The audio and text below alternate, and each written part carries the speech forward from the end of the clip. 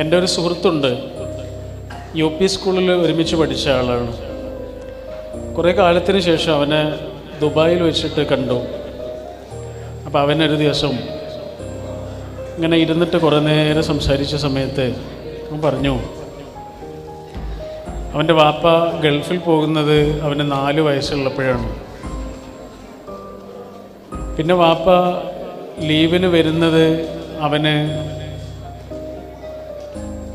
സ്കൂളിൽ ചേർന്ന സമയത്താണ്. 1 മാസം നിന്ന് വാപ്പ പോയി. പിന്നെ 4-ാം ക്ലാസ്സിൽ, 6-ാം ക്ലാസ്സിൽ, 9-ാം ക്ലാസ്സിൽ, പ്രീ ഡിഗ്രി, ഈ ക്ലാസ്സുകളിലൊക്കെ എത്തിയപ്പോൾ സമയത്ത് ഓരോ മാസങ്ങളിൽ മാത്രമാണ് അവൻ്റെ വാപ്പയെ കാണുന്നത്. അവൻ ഡിഗ്രി കഴിയുന്ന സമയത്ത് വാപ്പ വന്നു. വാപ്പ വന്ന സമയത്ത് അവനുള്ള വിസ ഉണ്ടായിരുന്നു.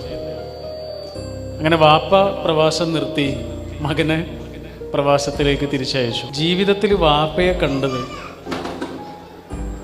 ഏതാനും മാസങ്ങൾ മാത്രം. എന്നിട്ട് അവൻ്റെ ഉമ്മയെക്കുറിച്ച് ഇങ്ങനെ പറഞ്ഞു തന്നു.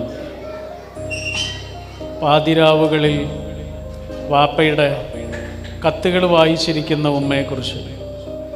വായിച്ച കത്ത് തന്നെ പിന്നെയും വായിക്കുകയാണ്. ഉറങ്ങാതെ പ്രിയപ്പെട്ടവൻ്റെ കത്തുകൾ ഇങ്ങനെ വായിച്ചിരിക്കുന്ന എത്ര ഉമ്മമാരാണ്. ഇനി എന്നാണു നീ വരാനിരിക്കുന്നത്? മോഹങ്ങളുടെ ഞരമ്പുകൾ മുഴുവനും ക്ഷയിച്ചു. ഓർമ്മയുടെ കണ്ണുകൾ തുറക്കാനാകുമ്പോഴൊക്കെ ഞാൻ നിന്നെ മാത്രം കാണാൻ കൊതിച്ചു. നിന്നെ മാത്രം. തൊട്ടിലിട്ടാട്ടിയ അരുമ സ്വപ്നങ്ങൾക്ക് എന്നെയൊന്നെത്തി നോക്കാൻ മടി. ജീവിതം ഒന്ന് പകുക്കുക പോലും ചെയ്യാതെ കാൽ കീഴിൽ നേദിച്ച എൻ്റെ കിനാവിനും കാണേണ്ട എന്നെ. ഒരു സാന്ത്വനം, ഒരു തലോടൽ വേണ്ട. അരികിലൊരിത്തിരി നേരം തേഞ്ഞു നിറം കെട്ടൊരീ തലയിണയ്ക്കും വേനലും വർഷവും താണ്ടിയൊരീ മരക്കട്ടിലിനും കൂടി എന്നെ വെറുത്തിട്ടേ നീ വരുള്ളൂ. കാത്തിരിപ്പിൻ്റെയും സങ്കടങ്ങളുടെയും ഓർമ്മകളുടെയും സ്വപ്നങ്ങളുടെയും ഒക്കെ ചുരുക്കെഴുത്തിൻ്റെ പേരാണ് പ്രവാസം. അത് മനുഷ്യസഹജം എന്ന് പറഞ്ഞാൽ പോരാ, ജന്തുസഹജമാണ്. സഞ്ചരിച്ചുകൊണ്ടേയിരിക്കുക. ഗൂഡല്ലൂരിൽ നിന്ന് ഞങ്ങളുടെ നാട്ടിലേക്ക് വരുമ്പോൾ വഴിക്കടവ് എത്തുന്നതിന് മുമ്പാണ് നാടുകാണിയുള്ളത്. ആ നാടുകാണിയിൽ ഇളവെയിലിൽ ഇപ്പോൾ ഒരു തുമ്പിയെ കാണാം. ആ തുമ്പിക്ക് നമ്മൾ വിളിക്കുന്ന പേര് തുലാത്തുമ്പികൾ എന്നാണ്. ഗ്ലോബൽ സ്കിമ്മേഴ്സ് എന്നും വിളിക്കപ്പെടും. അവരെവിടുന്നാണ് വരുന്നതെന്നറിയോ? കിഴക്കൻ ആഫ്രിക്കയിൽ നിന്നാണ് വരുന്നത്. കിഴക്കൻ ആഫ്രിക്കയിൽ നാടുകാണിയിലേക്ക്. സാൽവൻ മത്സ്യങ്ങൾ ആയിരക്കണക്കിന് മൈലുകൾക്കപ്പുറത്ത് നിന്നാണ് നമ്മുടെ നാട്ടിലേക്ക് വരുന്നത്.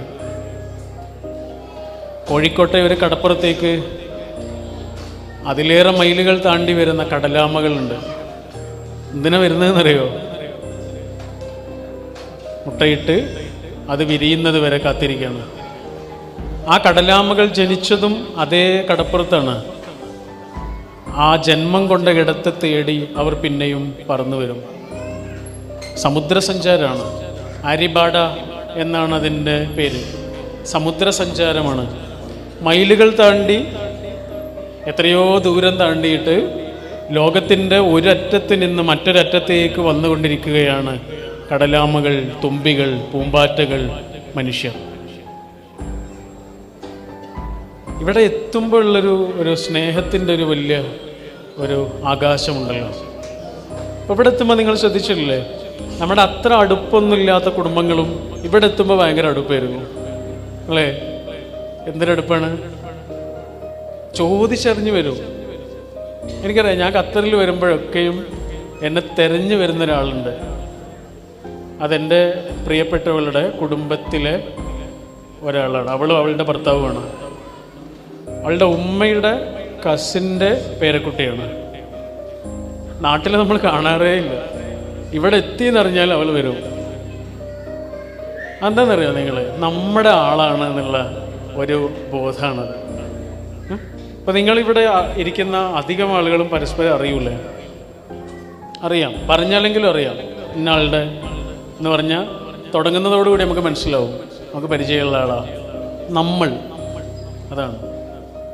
അതൊരു ചെറിയ വേർഡല്ല. നമ്മുടെ ഭരണഘടന പോലും ആരംഭിക്കുന്നത് അങ്ങനെയാണ്. We the people of India. നമ്മൾ.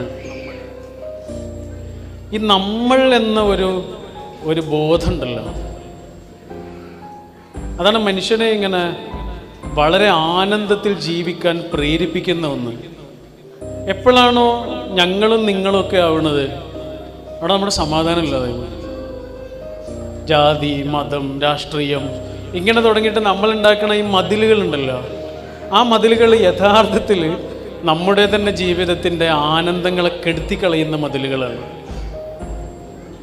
അപ്പം എല്ലാ മതിലുകളുടെ അപ്പുറത്ത് നമ്മളിങ്ങനെ ഒരു വസന്തം തീർക്കണം. ഇപ്പോൾ കുറേ രാജ്യങ്ങളുടെ ബോർഡറുകളൊക്കെ ഇങ്ങനെ അടഞ്ഞു കിടക്കുകയാണല്ലോ അല്ലേ? ഖത്തറിലേക്കുള്ള ആ ബോർഡറുകളിലെല്ലാം, അടഞ്ഞു കിടക്കുന്ന ബോർഡറുകളിൽ വസന്തത്തിൻ്റെ ഇലകൾ തളിർക്കണം. അവിടെയാണ് സമാധാനം ഉണ്ടാവുക. ആ അടച്ചിട്ട ബോർഡറുകളുണ്ടല്ലോ, അതിൽ വസന്തത്തിൻ്റെ ഇലകളും പൂക്കളും ഒക്കെ ഇങ്ങനെ വിരിയണം. അതാണ് സമാധാനം. മതിലുകളല്ല സമാധാനം, പാലങ്ങളാണ് സമാധാനം. മനുഷ്യരുടെ മനസ്സിൽ നിന്ന് മറ്റുള്ള മനുഷ്യരിലേക്ക് ഇങ്ങനെ പടർന്നു കിടക്കുന്ന ആ സ്നേഹത്തിൻ്റെ പാലം.